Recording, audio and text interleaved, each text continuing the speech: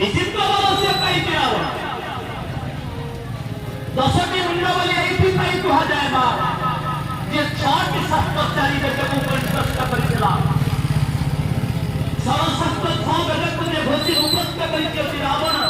ब्राह्मण से विद्वान पंडित सब गुण गुड़िक भल लेकिन गोटे जिन क्यारेक्टरलेस रावण एजुकेटेड ब्राह्मण विद्वान पंडित शास्त्रज्ञ वेदज्ञ भल योद्धा से युद्ध करी पारे किंतु कौन क्यारेक्टरटा भल चरित्रटा भल न character in the lens of world आना है तर चरित्रटा ठीक न ताकू केही अनुकरण करी दिले थाउ पछे गुण हजार चरित्र नथिले बापा सेठी पई प्रत्येक वर्ष रावण पड़ी होते नहीं विजय दशमी रावण पड़ी होती काहे कि ना रावण चरित्र गोटे क्यारेक्टर सेठी पई प्रत्येक वर्ष रावण पड़ी हुए रावण को हमें पड़ी की मारो काहे कि ना चरित्रटा खराब भलो चरित्रवान हो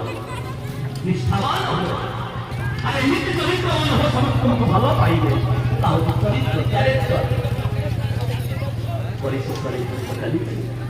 अनेक बाण भविष्य भगवान रघुनाथ रावण गोटे गोटे मुंड कटि जाऊँ गोटे गोटे मुंड दूरी भगवान श्री रघुनाथ पचारे अद्भुत दृश्य